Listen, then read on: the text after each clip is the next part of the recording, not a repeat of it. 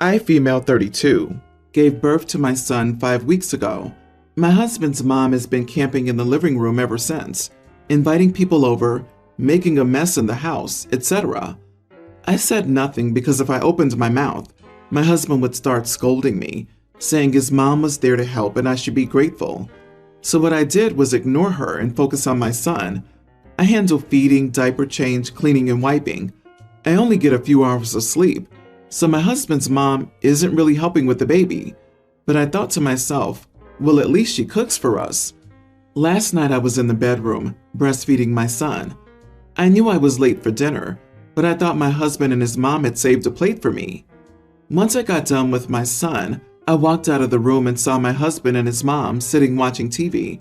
I asked about dinner, and my husband said it was probably on the stove.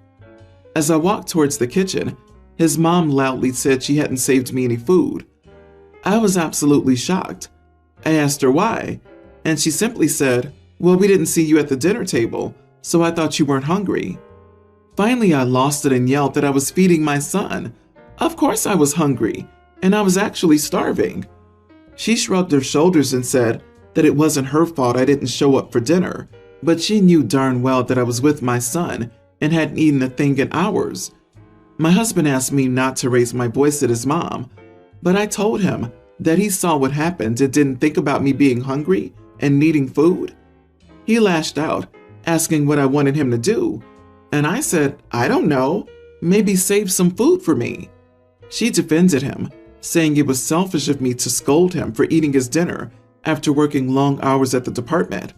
An argument ensued, and I went inside the bathroom, packed a small bag for my son and me, and called my brother to come take me to my mom's house. My husband blew up at me as I was making my way out. We argued at the door, and he told me that what I was doing was uncalled for and childish. I told him I couldn't take his mom anymore. He said I should be ashamed of myself for talking about her like that after she'd put her life on pause so she could help me out. My brother came and I got into the car and left. He picked some food for me on the way, and I ate like a hungry bear. My husband never stopped calling though. In his last text, he called me nuts and demanded I return today. But I said that I missed my mom, that I liked it here in her clean home with her healthy food, and would like to stay for a while. He's lost it and got his family involved, accusing me of keeping his son away from him and punishing him over food. Not the idiot. How exactly is your mother-in-law's cooking helping if she doesn't even cook enough for all three of you? Tell him you'll return when his mother's gone, and you get a true apology from both of them.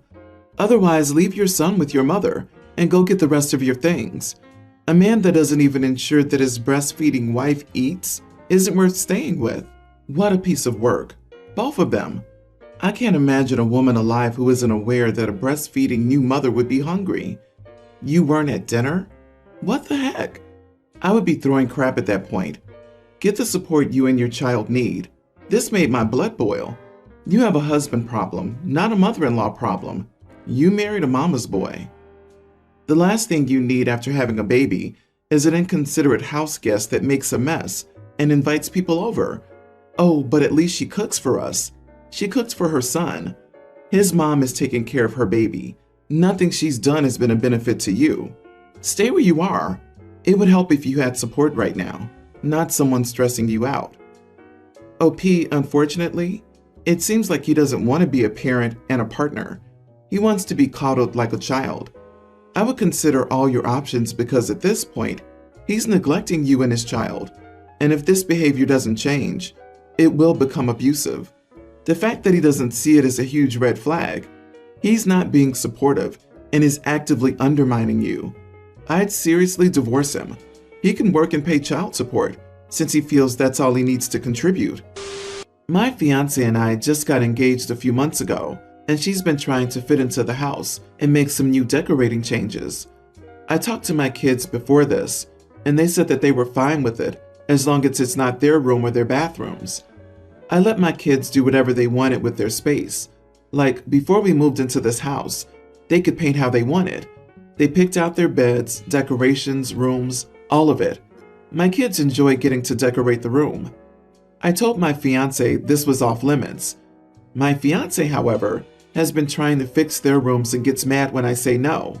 Her argument is that they're getting older, they should have more mature bathrooms, and it's time for them to have a remodel, especially my youngest, because it looks like a 6-year-old's room and it needs to start evolving into maturity. Every time I say no to her that she can't redecorate or try to persuade my children into redecorating their room, she gets mad and says I'm coming in between her and her being a member of this family and a new person in this house. It's 2 spaces. I don't think this should be this difficult. I walked in on her and my daughter. My fiance was talking to my daughter about how unfair it is not to be able to feel welcomed in this house, and she needs to feel like she's included in the decorating process with them. It's very hurtful for them to leave her out of their rooms and lives by doing this, and she's so shocked by the amount of insensitivity by all of us in this process. I told her not to talk to my daughter like that ever again. We've talked about this once, and it's not going to change. She does not get to make any decisions about their rooms, and neither do I. Nobody does. They do because it's their room and their space. I said that this would never happen again, and if I catch her trying to manipulate them like this again, we're going to have to make some changes, because this isn't going to be the norm. Now she's saying that the house being different from their rooms is triggering her OCD, and it makes her very uncomfortable for it to be 2 different things and styles than the rest, and it's making her upset and uncomfortable. First of all, she doesn't have OCD, at least not that I've ever heard of. No medication or anything. Second of all, close the door. Problem solved, you don't have to see it. All I said was, then leave. If this is making her so uncomfortable, she's welcome to leave. But she's not remodeling their whole room for her aesthetic. And if she truly has OCD, she should seek a therapist like yesterday and get on some medication. She got furious at me telling her to leave and got defensive from me saying that she needed to go to therapy. It wasn't clinical OCD, and now she isn't speaking to me. Well, I told a few people about this. Some say that this was harsh, and others say that I was right. So, am I the idiot? Not the idiot. Why does she feel the need to feel included by remodeling the kids' rooms? Is she living in them? I'm over 50, and our house is full of Lego and gamer stuff. I would love for her to come over here and tell me I'm not mature enough for her. LOL. Your fiance is controlling, manipulative, and selfish. Don't marry this woman, or you and your kids will be miserable. I say good riddance to bad rubbish. Exactly. OP, see all the red flags that are flying around you? Time to make an exit plan, because there's no chance this marriage will work. Your kids are and should be a priority, and this kind of controlling and selfish behavior from your fiance will not stop suddenly. She showed you who she is, and you better believe her before it's too late. Your fiance hasn't passed the test. If she's this bad now, just imagine how manipulative and controlling she'll try to become after you've tied the knot and she feels even more secure. Please kick her out and break up. Your kids don't deserve to be subjected to someone like this. You deserve better too. Right? Who talks to a child like that over a room? Something is very wrong with this woman. Can't she handle 2 rooms she likely never enters, not having her aesthetic? She's seeing how far she can push you and the kids. My friend, 25 female, is constantly late for everything. Be it work-related or fun activities, she will always be at least 15 to 20 minutes late. Unfortunately, she doesn't have a car, so I, 25 male, will often pick her up from her house. I work at university, and she's a PhD student there, and her place is on the way for me. The last time I offered her a ride to work, she ended up being 20 minutes late after I'd already arrived at her place. Because of that, I ended up being late for work. She's always very apologetic about her lateness, but never changes.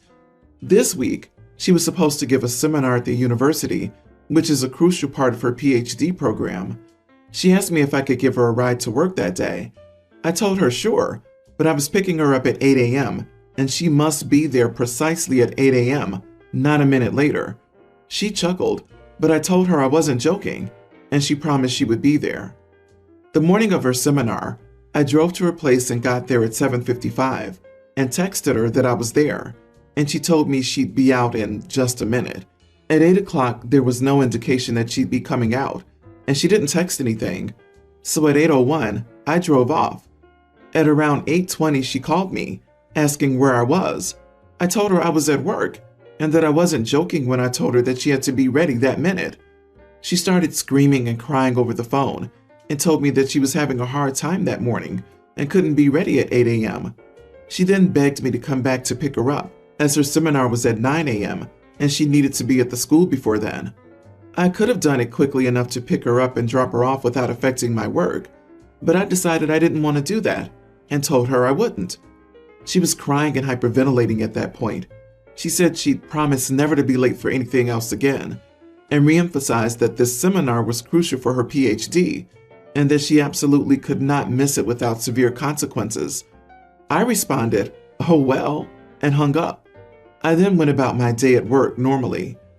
I feel like I could have gone back and picked her up in this scenario, since it wouldn't have been detrimental to me. And at the same time, this was something very important to her. On the other hand, I feel like this should be a wake-up call for her chronic lateness. So am I the idiot here? Not the idiot. You warned her. She also had 40 minutes to make other arrangements, even after all her procrastination. Why didn't she just call an Uber or a taxi? If it was that important, she had other options available to her. She probably has a super low score on Uber for being late. Clearly, she showed up at 8:20 and expected OP to wait for her, like her chauffeur, idly. It is so disrespectful of OP's time. Frankly, I'd be okay with not having this friend. Doing something like this is the only way some people will ever learn. Maybe next time she has to be somewhere, she'll be more respectful of other people's time. Agree, and I will die on this hill. Chronically late people drive me insane. It's considerate as heck, and when you finally put your foot down and have boundaries, you're the idiot instead of them. Nope. We have 6 boys, and son number 4, Ben, is a tween. I found it hard to connect with him because he prefers his mom, and he's not a physical kid. I'm a physical dad. I love wrestling, snuggling, and playing with my kids, even the oldest 2 teens. Ben has been experiencing social problems at school. He's totally lost since the beginning of the year. He has no friends. Usually, his friends were family friends, but for some reason they don't hang out with him at school and have given him a hard time. We had him go to a therapist, and to be honest, she rubbed me the wrong way from the start. I held firm on trusting the process. After a few weeks, she wanted to meet with my wife and me. She said that our son said that his mom makes him happy and how much he loves his brothers and pets. She said that my son feels like I don't like him. I admitted that I sensed a disconnect from him. I don't ignore him. I put a lot of effort into bonding with him. I tell him every day that I love him. What more can I do? Then silence. I said to the therapist, "Do you have something to add?" Yes, with a bit of sarcasm. That set her off with, "You know what? You need to take this seriously." I clapped back that at $200 a session, I'm taking it very seriously. Plus, the nightmare of dealing with the insurance just to apply it against our deductible. She kept interrupting me and raised her voice to me. I asked her if she thought I didn't care about my son, and she kept deflecting. The last thing I said was I couldn't work with someone who doesn't think I don't care about my own kid. I bruised her ego because she didn't have anything to add and called her out on it. I told my wife we needed to find someone else who was more diplomatic and less emotional. She wasn't happy about it. And yes, he's seeing another therapist. He holds us all accountable and does not raise their voice at me. So, am I the idiot? So your son tells his therapist that he thinks you don't like him, and your response is, "What more can I do?" It sounds like your ego's the one that's bruised. The therapist called you out on your lazy attitude about your son, and the fact that he won't bond with you the way you want him to. You are the idiot, OP. You're trying to engage with your son by your own standards, rather than by trying to adopt a way your son could be receptive. The icing on the cake is yanking your son out of a trust relationship with that therapist and hurling him into therapy with a male, all the while knowing full well that your son already has trust issues in male-male relationships, just so you could feel more comfortable. You cannot be an effective advocate for your son if you're putting your feelings first. The therapist is for the son, not for the father. Period. So, do you have a history of confrontation with women? Your comments sound a bit misogynistic. And if this man is a good therapist, he will do the same thing. He might not raise his voice at you, but he will similarly confront you. He found a man who's less emotional. His way of saying that he cares about his son's therapy is that he's paying $200 and must deal with insurance. Baby. Emphasis on baby. Sister, my daughter's aunt. And she doesn't like it. She's at that age where she's starting to want to feel grown up, and she hates when my dad says stuff like, "Say hi to Auntie, sister's name." I've asked my dad repeatedly not to do this in front of my daughter. I also asked his girlfriend, and she didn't have a problem with it. My dad insists that his daughter is my daughter's aunt. Technically true, so that's how he needs to refer to her, as my daughter, and how my daughter should refer to her even. We've been fighting about it, and he eventually snapped at me and told me that I couldn't tell him what to call his own baby. I mean, yes, technically, but come on, am I the idiot? Not the idiot. I think your daughter understands that the baby is technically your aunt, but it's just bizarre to try to enforce this in your daily life. Your dad's being very weird here. Why does he feel the need to make a kid call an infant an aunt? That's sad. He's 56 with a newborn, so he has bigger issues, to be honest. Just gonna offer a compromise. Would you and your daughter feel comfortable referring to her as Bad Auntie? Because I got a bad feeling that your sister's been neglecting her aunt's duties, like Christmas gifts or showing up for your daughter's birthdays, etc. Also, is her aunt very demanding, insisting on diaper changes and nap times? I don't mean to be rude, but she isn't a very good aunt from the sounds of things. Yeah, boycott Auntie. This is hilarious to me, but I can guarantee some people, Dad, aren't gonna get the sarcasm, LOL. Your dad is probably being weird about this because he wants the world and you to affirm that there's nothing at all odd about him having a new baby with a girlfriend who's probably close to your age. Or he's just a jerk who doesn't care about your daughter.